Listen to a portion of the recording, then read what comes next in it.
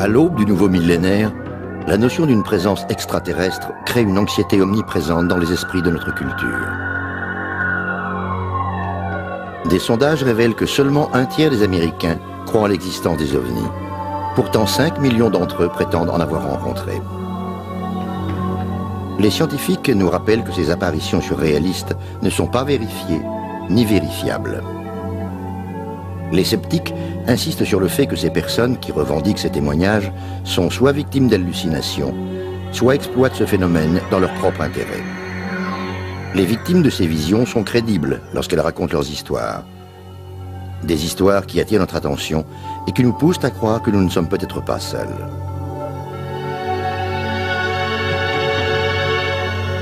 En 1955, au fin fond du Kentucky, un homme se souvient que sa famille a prétendu se battre contre les extraterrestres. Une spécialiste des ovnis a décrit ce qu'elle a vécu lorsqu'elle se trouva face à un extraterrestre.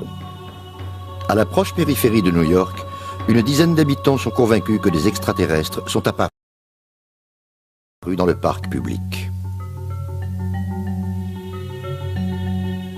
Des études bibliques expliquent que ces croyances sont nées il y a 6000 ans de cela. Toutes les civilisations humaines auraient été influencées par les extraterrestres. La notion d'une vie extraterrestre, fiction ou réalité? Ou est-ce que cela peut être décrit comme inexpliqué?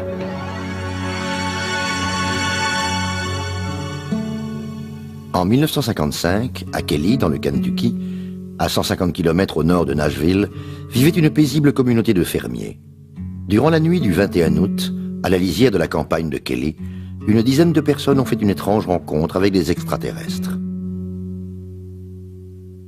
La famille Langford était venue à cet endroit pour passer du bon temps en famille, pour rire et jouer aux cartes. Âgé de 12 ans à cette époque, Lonnie Langford dit se souvenir clairement de cette nuit-là. Il y avait moi, mon frère, ma sœur, 2 demi-frères, leurs femmes et un couple d'amis. Ma mère était là aussi. Nous étions assis, nous parlions, nous jouions aux cartes. Le demi-frère de mon ami Taylor a dû sortir car à l'époque il n'y avait pas de toilette dans la maison. Et lorsqu'il fut dehors, il aperçut un objet rond et lumineux.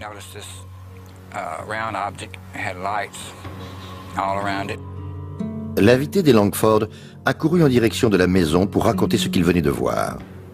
Ils ont tous cru à une blague. La partie de cartes ne fut pas interrompue pour autant. Finalement, ils allèrent tous dormir. Tous, sauf la mère de Lonnie. Elle était restée là, debout, avec ses grands yeux ouverts, regardant à travers la fenêtre du salon. Et elle vit ce petit objet planté là. Elle se mit à crier. Ils sautèrent tous de leur lit, tandis que la mère de Lonnie se saisit d'un fusil de chasse. Il a vu ces créatures d'environ 1 mètre, aux pieds et aux oreilles palmées, avec de grands yeux. Les mains étaient palmées aussi. Elles étaient argentées de la tête aux pieds. Elles ne faisaient aucun bruit, aucun son. Elles ne parlaient pas. Elles étaient plantées là, je ne sais pas pourquoi. Tous fixèrent ces créatures flottant dans l'air pendant que les frères de Lonnie leur tiraient dessus.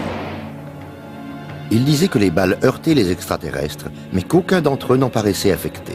Ces étranges créatures reprenaient leur forme initiale. Ils étaient intacts. On était tous affolés et on a commencé à crier dans tous les sens. Le frère de Lonnie sortit de la maison avec son fusil. Il venait juste de sortir lorsqu'un extraterrestre l'attrapa par les cheveux. Il a réussi à se libérer et il lui a tiré dessus. À en croire l'histoire de Lonnie Langford, sa famille et lui étaient terrifiés de voir ces êtres rutilants encercler leur maison. Lorsque ses frères manquèrent de munitions, ils brandirent leurs lampes électriques. Les rayons lumineux scintillaient dans le ciel, et la famille fut surprise de constater que ces créatures argentées se dissipaient dans l'obscurité. Ils n'ont pas essayé de nous faire mal, ils n'ont pas essayé de nous brusquer. Je pense qu'ils avaient plus peur de nous que nous d'eux. Vous voyez, j'avais peur, j'avais réellement peur. Je vous dis la vérité. Est-ce que Lonnie Langford dit la vérité, ou est-ce le scénario inventé par une famille qui aurait perdu la raison? Mais ce que nous savons aussi, c'est que durant la même nuit, d'autres résidents du voisinage ont témoigné avoir aperçu des formes météoriques lumineuses accompagnées d'un étrange vrombissement. Lorsque la famille Langford témoigna, la police, la gendarmerie et même des soldats de la base militaire limitrophe, Fort Campbell, sont venus recueillir leurs témoignages. M. Russell Ferguson, un officier de l'État du Kentucky, enquêta sur les lieux de l'incident. Il ne trouva aucune preuve tangible pour être convaincu de l'histoire de la famille Langford. La seule chose que nous ayons trouvée là-bas, c'est une famille complètement perturbée, choquée, et qui jurait que des petites créatures argentées, aux grands yeux et avec de grosses têtes, avaient tenté de s'introduire dans leur maison. Monsieur Philippe Imbrogno, professeur de sciences, jugea que l'histoire de la famille Langford était incontestable. Il pense qu'ils avaient effectivement pu rencontrer des extraterrestres.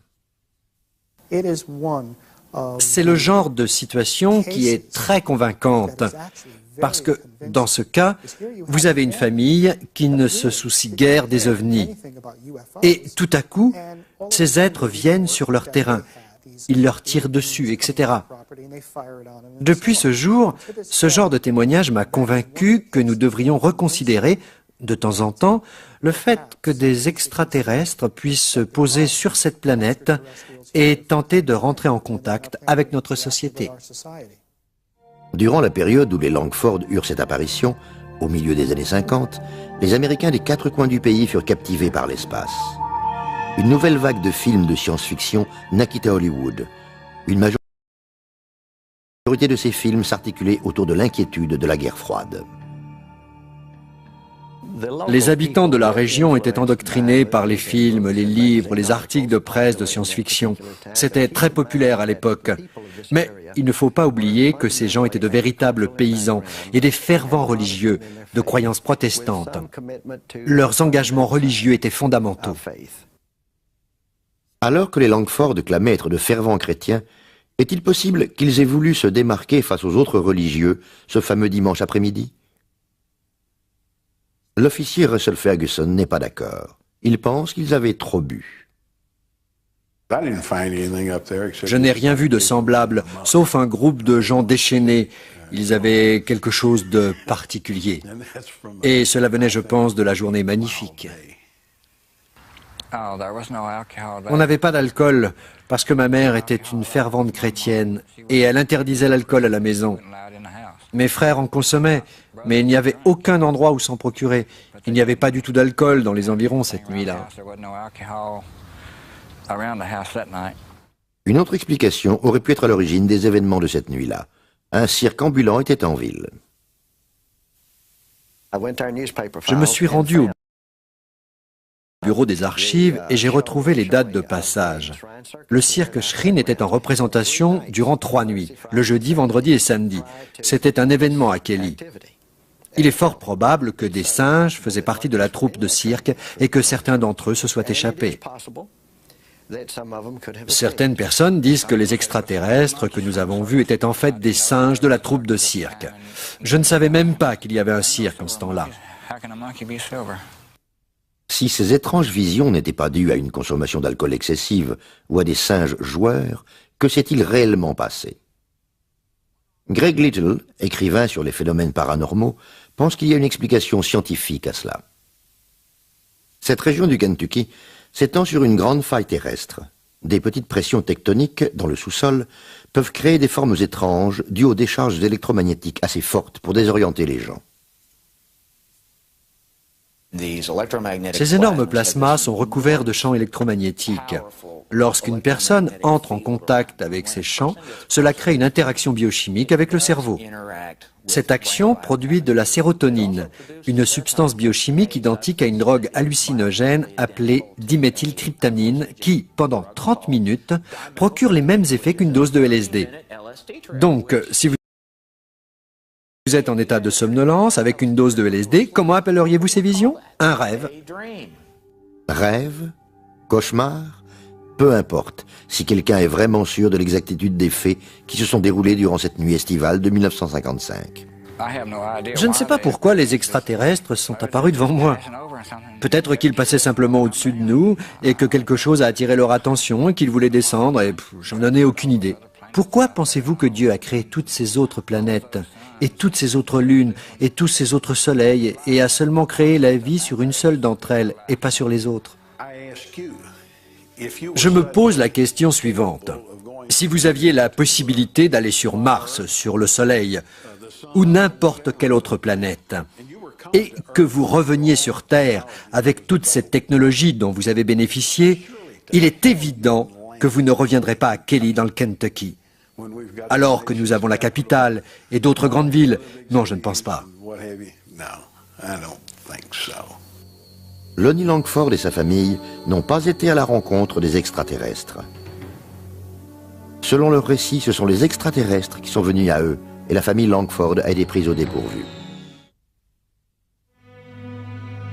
Il existe des endroits tout autour de la Terre qui sont connus, car ils sont nommés points névralgiques des ovnis. Ceci est dû aux fréquents témoignages reçus à ces endroits. Pine Bush, situé dans l'État de New York, est l'un de ces endroits. C'est ici que l'investigatrice d'OVNI, Helen Crystal, s'exerce à créer un contact avec les extraterrestres. Ayant écrit un livre sur ses propres expériences, elle croit, après 20 années de recherche, plus de 1000 photos, qu'il est évident que l'existence des extraterrestres est bien réelle.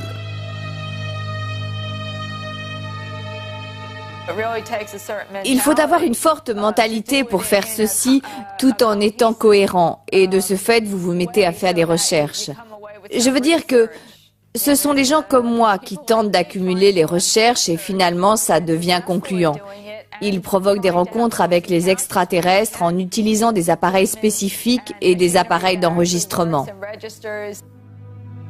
Durant les années 80, Helen fut la première personne à effectuer des recherches sur les extraterrestres dans la région de Pine Bush. À cette période, un médium lui a confié qu'elle avait été soignée par des extraterrestres alors qu'elle avait une grave maladie infantile. En fait, elle m'a d'abord expliqué puis m'a dit « Quand tu avais 4 ans, tu étais très malade. J'ai vu ce vaisseau à côté de cette maison blanche. Ils sont venus et t'ont guéri. » J'ai répondu « Effectivement, j'étais très malade. J'étais malade pendant 8 mois. Je pense qu'à cette époque, j'avais 2 ans. » Cette explication encouragea Helen à poursuivre son rêve de rencontrer des extraterrestres. Voici son histoire. Elle prétend que le 7 août 1980, elle a vécu une intense rencontre avec les extraterrestres qui a satisfait sa curiosité, peut-être beaucoup plus qu'elle ne l'avait espéré. Ma seule motivation fut que je ne voulais pas inspecter un nouveau champ tant que je n'avais pas été dans les autres. Je voulais être sûre que le terrain n'était pas dangereux parce qu'il y a beaucoup de ruisseaux et de clôtures et on peut facilement trébucher. Le premier signe était à quelques mètres de là. Donc je me suis rapprochée. À première vue, il y avait des faisceaux lumineux. J'ai vu une immense lumière éclairant les arbres de l'autre côté de la rue. Je n'étais pas sûre de ce que je voulais faire. Je pensais qu'ils allaient m'affronter. Helen releva le défi. Elle parcourut la zone d'un champ à l'autre tout en faisant attention. Prenant son courage à deux mains, elle retourna à l'endroit où elle avait aperçu pour la première fois cette lumière mystérieuse. Elle dit avoir pénétré dans la lumière qui traversait les arbres. Elle avait vu quelque chose qui ressemblait à un papillon de nuit. Elle se baissa et vit des jambes qui couraient ça et là. La chose a semblé courir à travers champs jusqu'à s'enfoncer dans les broussailles. Mais c'est autre chose qui m'a intriguée. Celle qui envahissait le champ, puis s'est arrêtée et m'a entourée. Les extraterrestres à Pine Bush faisaient à peu près 1,10 m de hauteur. Ils ne portaient pas de vêtements. Ils étaient beiges. Un beige très pâle. Ils étaient très minces. Ils avaient une grosse tête, sans cheveux. Des yeux jaunes, immenses, qui recouvraient les côtés du visage, et ces yeux fixaient ma lampe électrique. Helen se sentait saisie d'une force irrésistible due aux radiations émanant de ces créatures. Je veux dire, ils voyaient. Si tu regardes quelqu'un de cette taille, tu ne penses à rien de la même façon que lorsque tu regardes un enfant. Puis tu ressens cet impressionnant sentiment de force. Et je pense que c'était cela à ce moment précis, moment où j'ai probablement décidé de partir. C'était probablement l'un des facteurs décisifs de mon départ. Effrayée et épuisée, elle conduisit jusqu'à un parking désert et reprit ses esprits. Je ne pouvais plus supporter tout ce stress. J'étais tellement paralysée de peur et je me souviens que mon cœur battait à 100 à l'heure. Je veux dire, j'étais totalement saisie de panique. Je commençais à transpirer. En dehors de ses recherches, Helen Christa a développé différentes théories concernant la venue des extraterrestres sur Terre.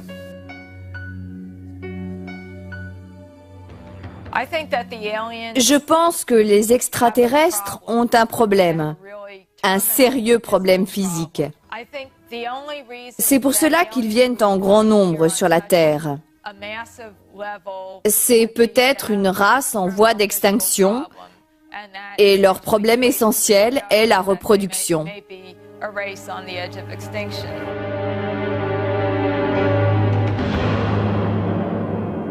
Est-ce que les déclarations d'Helen Christa concernant les incursions d'extraterrestres dans le nord de l'État de New York peuvent être prises au sérieux? Ou alors contribue-t-elle à la création d'un mythe des temps modernes? Le professeur de sociologie de l'université de Northwestern, Bernard Beck, pense que c'est le cas.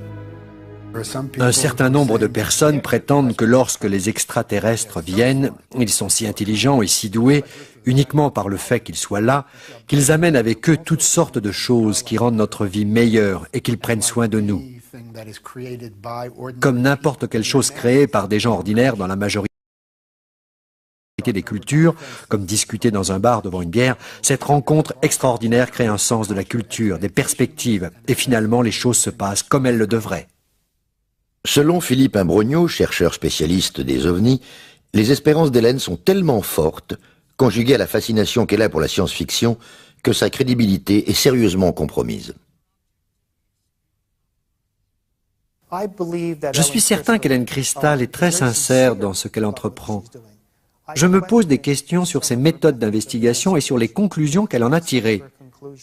Lorsqu'elle prend en considération ces témoignages, elle dit que ça ne peut pas être autre chose que des extraterrestres. Oui, d'accord. Lorsque j'examine ces témoignages, c'est évident, il y a quelque chose qui se passe ici. Il y a trop de phénomènes inexpliqués, mais je pense que ces témoignages ne sont pas assez solides pour expliquer que les extraterrestres descendent de ces vaisseaux de l'espace. Beaucoup de visions d'extraterrestres se produisent dans la vallée d'Hudson, non loin de l'aéroport international Stewart, près de Pine Bush. Monsieur Ken Noé, ancien contrôleur et directeur de l'aéroport, aujourd'hui à la retraite, a l'habitude d'entendre ce genre de révélations. Les gens peuvent voir des météores qui offrent des vues spectaculaires parfois. La plupart des visions dont j'ai entendu parler se déroulent le soir. De nombreux avions sont équipés de lumières aux configurations différentes. Et si les gens passent tout leur temps à regarder le ciel, ils peuvent apercevoir des choses insolites. Pour brouiller les pistes, durant l'été de l'année 1988, alors que des phénomènes étranges étaient censés se dérouler dans la région, un groupe de pilotes décida de faire une farce aux habitants de la vallée d'Hudson. Ils ont volé dans un étrange dispositif, comme dans un avion en forme de V qui ne faisait pas de bruit, et il paraissait très impressionnant. Ça paraissait tellement énorme que les gens ont tout de suite pensé à des extraterrestres, ce qui était probablement la première intention du pilote qui voulait se moquer d'eux. Cet événement a causé une grande frénésie pendant des années. Ken Noé et ses collègues se souviennent avoir été sceptiques face aux déclarations d'Helen Christa et la présentation de sa bande vidéo sur les ovnis. J'ai jeté un coup d'œil sur son travail, sur quelques photos qu'elle a prises, et je pense qu'elles sont sûrement douteuses. Cette bande vidéo a été tournée sur la piste de l'aéroport international. À mon avis, cela ressemble clairement à un avion. Je vois des lumières stroboscopiques et ce sont des lumières anti-collision et peut-être 2 phares d'atterrissage sur les extrémités des ailes de l'avion. Une fois de plus, je constate que c'est une image légèrement floue d'un avion. Je pense que vous pouvez voir clairement que c'est un grand avion à réaction. À cet endroit de la cassette, vous pouvez même entendre un bruit des moteurs. À mon avis, c'est un avion. Les images d'Hélène ne sont plus crédibles après avoir été examinées par des experts. Un autre problème se pose. Elle a toujours été seule lors de ses prises de vue. Monsieur Hubert de Lézal, professeur de psychologie, dit que lorsque le médium a dit à Hélène qu'elle avait été guérie de sa maladie par des extraterrestres, cette révélation a dû lui créer des illusions d'optique. Je suis certain que les gens en parlaient. La famille a probablement déploré, pleuré.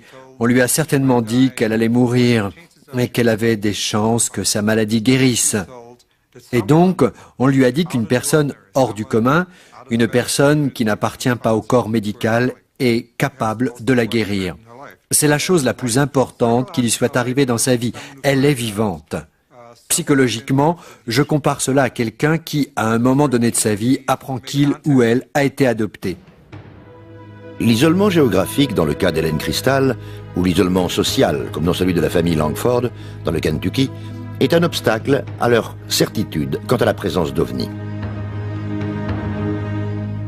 Cependant, il y a à peu près 20 ans, une dizaine de témoignages ont été recensés dans un parc public du New Jersey, à quelques centaines de mètres de la ville de New York.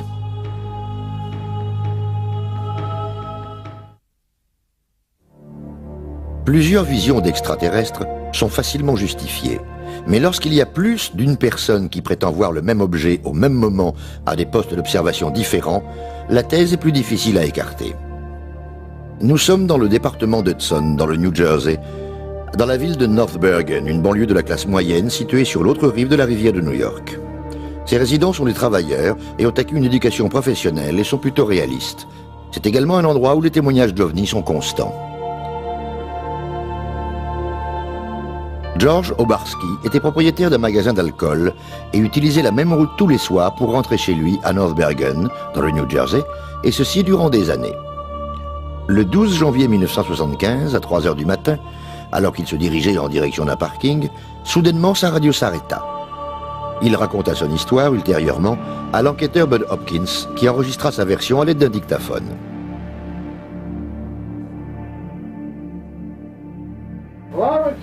Je dirais que cette chose était à environ 10 mètres de moi, une chose énorme. Elle semblait mesurer à peu près 2 mètres. Elle ressemblait à un pancake, toute bouffie comme un pancake. Et cette chose s'est posée juste devant moi.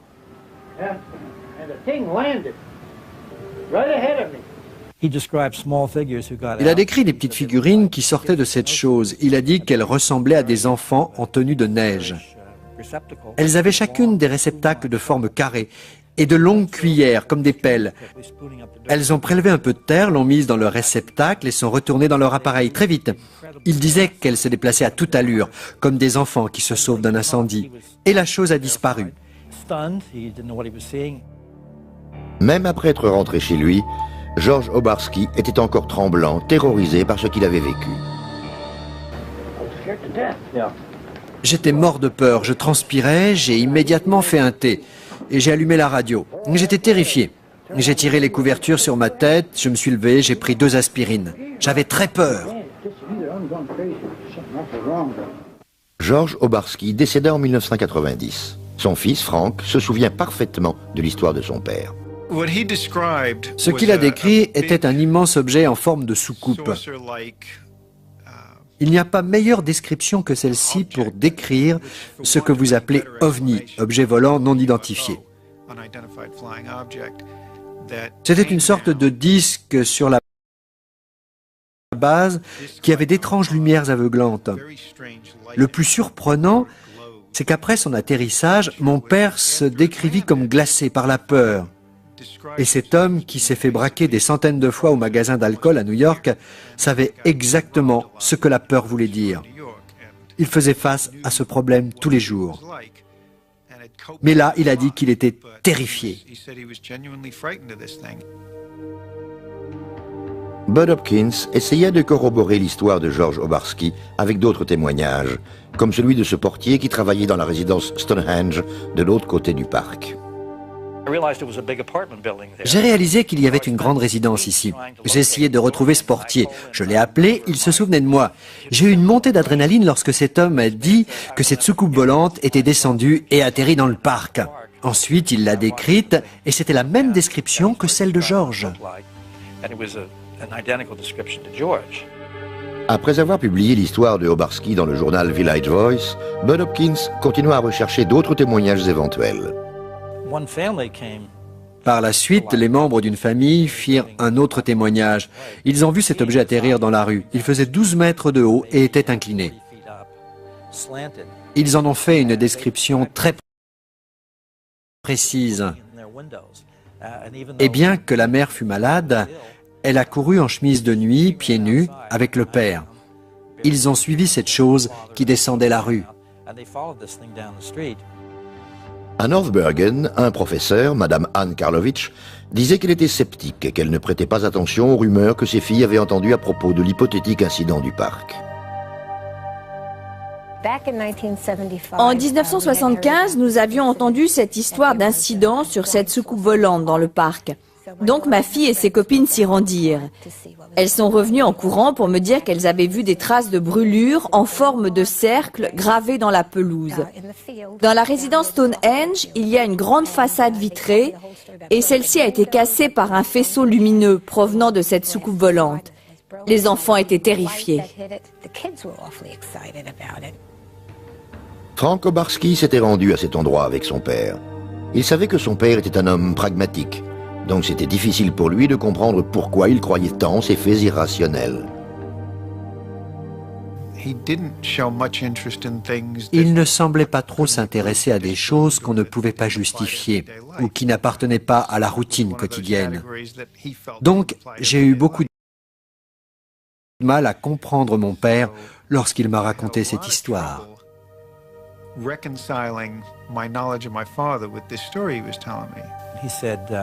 Il m'a dit, tu sais, j'ai vécu une longue et belle vie, la plus honnête et la plus honorable que j'ai pu vivre. Un homme ne vit pas ainsi 70 ans pour tout laisser tomber. La région nord de Bergen avait été le théâtre d'autres événements et d'autres histoires d'extraterrestres semblables à celles rapportées par le témoignage de Obarski. Après les visions surréalistes qui ont rendu Obarski célèbre, les habitants de North Bergen, dans le New Jersey, ont déclaré avoir vu des dizaines d'extraterrestres à de nombreuses et différentes occasions. À l'aube du 6 juillet de l'année 1986, l'homme d'affaires Ron Lee et l'artiste Lynette Tanapi admiraient le lever du soleil de la terrasse de leur appartement, à la résidence Stonehenge. Je me disais, oh mon Dieu, quelle est cette chose dans le ciel? Je ne cessais de la fixer. J'ai vu quelque chose qui n'est pas identifiable. Ninetta et moi ne cessions de la regarder et ça ne bougeait pas, ça ne faisait pas de bruit. Et on la suivait des yeux en se demandant ce que cela pouvait être. Si cette chose faisait un bruit de moteur, j'aurais été moins méfiante. Mais cette chose immense était si silencieuse. C'était un objet d'une forme très impressionnante.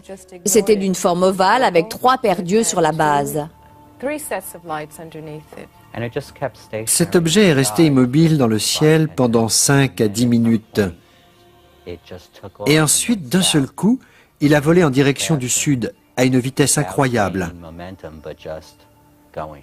Il est parti d'une traite en accélérant jusqu'au moment où il ne fut plus visible. Juste après cet instant, nous avons entendu un vrombissement et nous avons vu un avion militaire à sa poursuite. Le jour suivant, de nombreux témoignages relatant cette apparition furent diffusés dans la presse. Ninetta ne faisait pourtant pas partie de ces gens qui passent leur temps à appeler les médias. Je n'avais pas envie de parler de ces choses étranges. Les gens risquaient de penser que j'étais bizarre.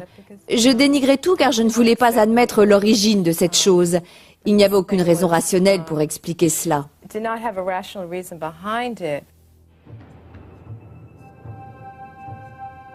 2 ans après, dans la même région du New Jersey, Dave Delia déclara avoir vu un ovni le jour de la Saint-Patrick de l'année 1988 au-dessus du parc d'Hudson.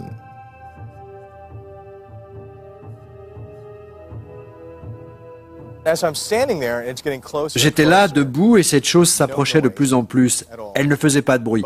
Les lumières qui formaient un triangle étaient blanches et vertes. Delia retourna à sa voiture et suivit l'ovni sur plusieurs kilomètres, identifiant la forme de l'objet.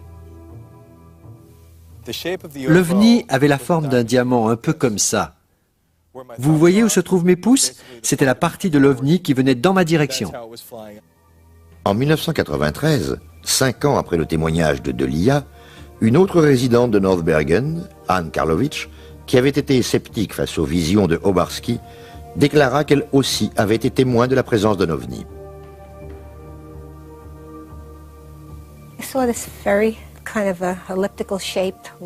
J'ai vu cette forme ovale avec de larges lumières aveuglantes. En la regardant, je me suis dit, mon Dieu, mais qu'est-ce que c'est? Et c'était bien ce que je pensais, ça bougeait très lentement. Alors j'ai fait demi-tour avec ma voiture et ça a disparu. Je suis rentrée à la maison en racontant ce que je venais de voir à mon beau-fils et il m'a dit qu'il l'avait vu lui aussi.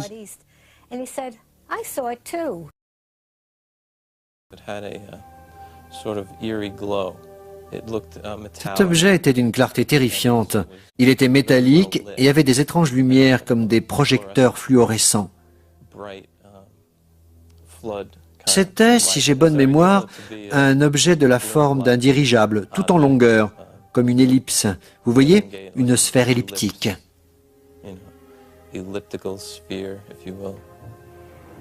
Joe Batchay se souvient avoir lu le jour suivant dans les journaux que tous les dirigeables de la région étaient restés au sol à cause du mauvais temps. Je sais que ce n'était pas ça. Je sais que ce n'était pas des lumières qui traversaient les nuages, ou une météore, ou rien de semblable. Je pensais que c'était un avion du gouvernement, comme ceux de l'Air Force. Ils ne divulguent jamais leurs nouvelles armes de combat.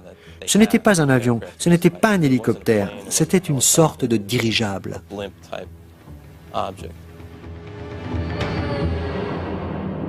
Il est évident que les habitants de cette région sont persuadés avoir vu des ovnis. Mais est-ce que ces ovnis ont un rapport avec les extraterrestres? Depuis la Deuxième Guerre mondiale, les témoignages d'apparitions d'ovnis ont progressé, au point de créer un système de classement, un moyen de différencier les témoignages reçus. Cette méthode a été développée par Allen Hynek, professeur d'astronomie à l'université Northwestern. C'est lui qui inventa la phrase « rencontre du troisième type » pour décrire les contacts entre les humains et les extraterrestres. Philippe Imbrogno a collaboré à l'élaboration du dernier livre de Hynek en 1987. Ils ont recensé tous les témoignages provenant de la côte est des États-Unis. Philippe Imbrogno disait qu'ils se comptaient par milliers. À partir du moment où j'ai commencé à enquêter sur d'autres cas de témoignages, j'ai réalisé que je venais juste de toucher la pointe de l'iceberg. En fait, depuis un peu plus de 5 ans, il y a eu 7000 témoignages. De nos jours, ces témoignages sont apportés par des gens importants de la société, des policiers, des pilotes, des avocats, des éducateurs, des PDG. Ils ont tous vu un objet volant au-dessus de leur tête, un objet qu'ils considèrent être plus grand qu'un terrain de football. Hubert de Lézal soutient le fait que les gens qui disent avoir vu un ovni sont des gens qui font l'erreur de croire voir ce qu'ils imaginent. Ce que nous examinons, c'est un phénomène de perception qui vient d'une enfance mal vécue, dans de mauvaises conditions, et qui engendre des apparitions sur lesquelles les objets prennent forme. Posez-vous la question de savoir si, en plus, ces personnes sont myopes, dyslexiques ou astigmates, ou souffrent de n'importe quelle autre déficience optique. Et maintenant, reconsidérez la question non pas sur les objets non identifiés, mais sur les objets immobiles non identifiés. Je sais ce que j'ai vu. C'est tout ce que je peux dire. Je sais que j'ai vu quelque chose qui ne ressemblait à rien à ce que j'avais vu auparavant. La journaliste Sally Deering a grandi dans la région de North Bergen. Elle a entendu des dizaines d'histoires sur les apparitions d'extraterrestres et elle pense que toutes ces croyances sont ridicules. Ils ont cru aux ovnis. Vous savez, je pense qu'ils ont bondi sur ce phénomène trop vite. Il y a différentes façons d'expliquer toutes ces choses que l'on voit. Les gens veulent croire en quelque chose. Je me souviens au début des années 70, on lisait un livre. Vous savez, Robert Heinlein est un étranger sur une terre étrangère. Un livre de Kurt Vonnegut. On appréciait la science-fiction pour ses métaphores par rapport à notre façon de penser à l'époque. Est-ce que les personnes qui pensent voir des extraterrestres confondent la science-fiction et la réalité? Selon le professeur de Lézal, les gens qui revendiquent avoir vu des ovnis et des extraterrestres sont peut-être en train d'expérimenter un besoin psychologique. quelque chose de plus grand qu'eux par conséquent, quelque chose qui prend possession de leur réflexion et qui a peu ou pas du tout de support. Je pense que ce qui arrive à ces gens, c'est l'effet de masse. C'est très normal d'être inclus et de faire partie de ce genre de choses. C'est devenir de plus en plus accepté. Les expressions suivantes « tu es fou » ou « il y a quelque chose qui ne va pas dans ta tête » ou « tu es un menteur » sont devenues obsolètes. Je pense que les gens ont l'esprit plus ouvert. Maintenant, les gens ont envie de vivre quelque chose d'excitant et d'en faire partie. La découverte spatiale est entrée dans les mœurs. Les images sont populaires, tout comme la découverte des planètes. Le monde des croyances est en mouvement.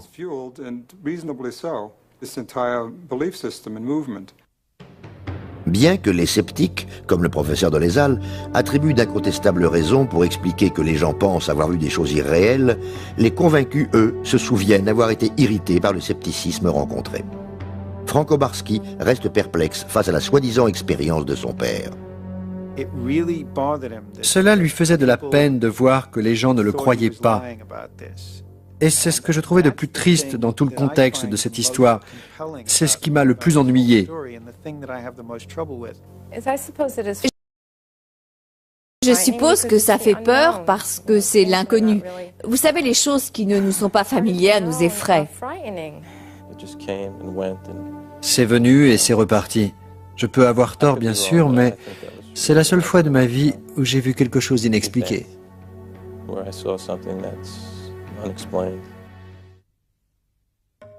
Il y a à peu près 6000 ans de cela, dans le sud de la Mésopotamie, vivait un peuple appelé les Sumériens. Ils étaient très en avance sur leur époque. Comme les anciens Égyptiens, de nombreux aspects de la civilisation sumérienne sont empreints de mystère. Zachariah Sitchin étudie les textes bibliques et est expert en civilisations anciennes. Ses études lui ont permis d'avancer l'hypothèse que les Sumériens étaient influencés par les extraterrestres. Cette civilisation s'est élevée à un très haut niveau en peu de temps, un niveau peut-être jamais atteint, même de nos jours. Ils avaient acquis des connaissances incroyables sur le ciel, l'astronomie, les mathématiques. Ils avaient atteint les sommets de la connaissance. Ils furent les premiers à inventer la roue. Ils connaissaient l'art, la musique, la danse, les lois, les tribunaux, les juges, tout ce qui est essentiel à une civilisation. Et toutes ces connaissances naquirent il y a 6000 ans, extrêmement rapidement.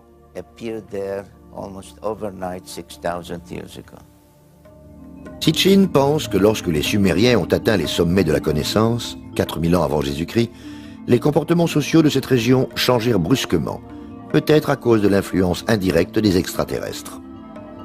D'anciennes tablettes, dites d'Anunnaki, retrouvées sur place, nous livrent un texte apportant plus de questions que de réponses. Anousto devait tenir compte de ces instructions. 300 d'entre eux étaient au ciel. Ils y resteraient comme gardiens pour assurer le chemin de la terre au ciel, puis du ciel à la terre. Il en a gardé 600. Après que les instructions aient été données aux Anunnaki du ciel et de la terre, il leur attribua leur mission. Des histoires comme celle-ci sont racontées aux étudiants. Ils disent que ce sont des mythes, des histoires entre Dieu et l'homme. Je ne pense pas que ces mythes soient irréels, mais plutôt que ce sont des histoires de ce qui s'est réellement déroulé dans le passé. Sitchin pense que ces anciens mythes sumériens décrivent notre système solaire comme composé de 12 corps célestes, les 9 planètes connues, plus le Soleil et la Lune. Mais cette théorie prétend qu'une mystérieuse 12e planète s'approche de l'orbite terrestre tous les 3600 ans. Il est persuadé que les écritures des Sumériens nous révèlent que le supposé paradis est une planète appartenant à une race d'extraterrestres, appelée Anunnaki. Mais cela paraît tellement invraisemblable qu'ils ne sont connus que par la mythologie des dieux. Il est évident que d'après ces anciens textes, d'après ces écritures, je n'ai aucun doute que d'autres êtres venant de différentes planètes aient été impliqués. Pas uniquement dans notre création, en étant à l'affût de notre développement, comme le cite la Bible, mais en nous offrant leur civilisation, des choses humaines, et ceci pour des millénaires.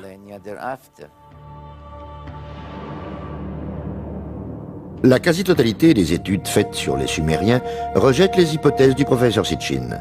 Le professeur Miguel Civil prétend que les Sumériens développaient les mêmes comportements que le reste de l'humanité. D'après mon expérience, il n'y a rien dans l'évolution de la culture du sud de la Mésopotamie qui ne peut pas être expliqué par l'évolution normale de la culture en général. Le professeur Miguel Civil soutient que les textes de la mythologie sumérienne ne sont ni plus ni moins que ce qu'ils semblent être, des mythes. Il questionna Sitchin sur ses recherches et ses conclusions. L'auteur mélange plusieurs langues et explique une forme de langage par une autre. Parfois, il ne semble même pas reconnaître un mot sumérien d'un mot arcadien ou hébreu. Les études d'anthropologie culturelle de Miguel Civil ne sont pas les seules à différer de la théorie des 12 planètes de Sitchin. Différents astronomes également ne sont pas en accord avec cette théorie. Je ne pense pas qu'il y ait une seule planète qui soit capable de détecter notre présence, et ce, d'ici la fin des temps. Ce que nous devons faire, c'est mettre de côté les télescopes et toutes les études sur la gravité. Ce sera plus intéressant. Bien sûr, l'être humain découvre d'autres planètes, et la NASA a récemment trouvé des microfossiles sur la planète Mars. Leur découverte prouve qu'il existe des possibilités de voir un jour un signe de vie dans n'importe quel endroit du cosmos. Ma question est que s'il y a des formes de vie qui se développent à la surface des planètes, vous devez avoir un climat tempéré. Vous devez avoir de l'eau à la surface ou de l'humidité. Il est possible que parmi ces précurseurs de la vie, des molécules organiques aient été apportées sur Terre par le biais des comètes, car nous savons que les comètes véhiculent de la poussière organique. De nombreux astronomes et astrophysiciens sont en accord avec la théorie du professeur Novick. Et même s'il y avait une vie avancée dans n'importe quel paradis, même si on avait la meilleure technologie, la distance serait simplement trop éloignée.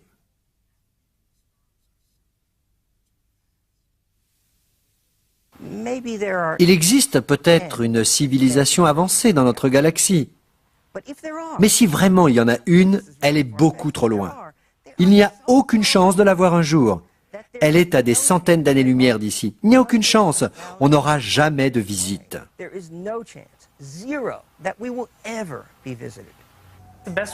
Pour comprendre, il faut se rendre compte de la distance entre ces étoiles qui sont très très importantes. La distance entre ces galaxies et la Terre est impressionnante.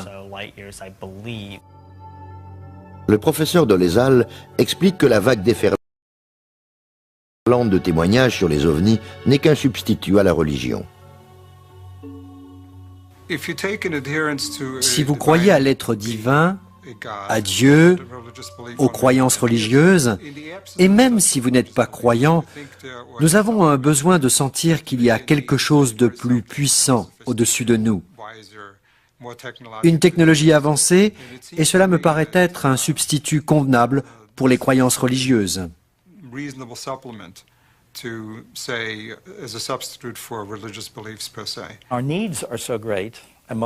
J'ai besoin de ressentir une grande émotion pour être religieux et je pense que c'est très difficile.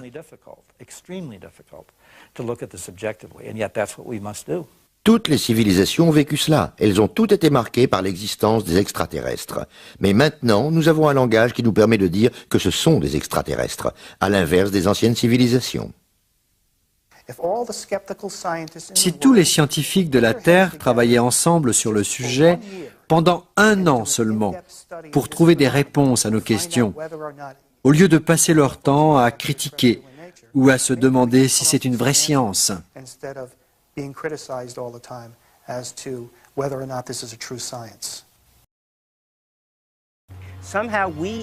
Parfois, un scientifique doit expliquer aux gens ce qu'il comprend réellement. Nous ne savons pas tout, mais nous avons une idée sur le sujet des extraterrestres, et c'est tout ce que nous désirons. J'approuve les gens et je pense que tout ce dont la culture a besoin, ce n'est pas vraiment quelque chose qui se trouve dans la culture de la nation. Bud Hopkins pense qu'il est trop avant-gardiste pour imaginer que des ovnis puissent exister, mais s'il avait fait des recherches sur les visions des témoins, il aurait acquis une meilleure popularité. Eh bien, je voudrais dire que c'est un phénomène incroyable, peu importe le point de vue de chacun. C'est une découverte incroyable pour l'homme. La science fonctionne ainsi. S'il y avait quelque chose de crédible, des faits qui donnent des preuves, que l'on puisse dire « oui, je comprends ce que tu veux dire », les gens seraient ravis. Mais s'il existait un miracle qui permettait de fonctionner comme cela, les scientifiques l'auraient déjà adopté.